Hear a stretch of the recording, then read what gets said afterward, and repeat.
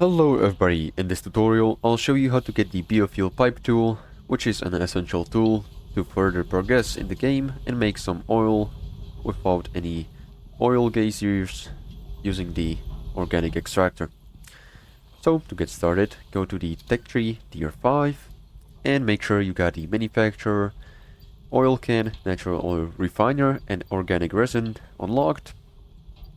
Also then unlock the Biofuel Pipe Tool, on which you'll need 20 copper ingots and 20 epoxy, which can be made in the mortar and pestle using crushed bone, or sulfur and tree sap.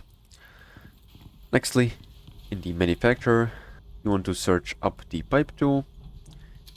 Once you've gathered all the materials, copper ingot can be made from copper ore, which is then smelted in a furnace and crafted.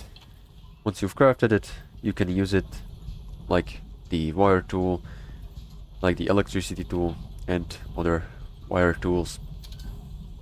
So this is gonna be all. Make sure to like and subscribe if you found this helpful, and see you in the next one.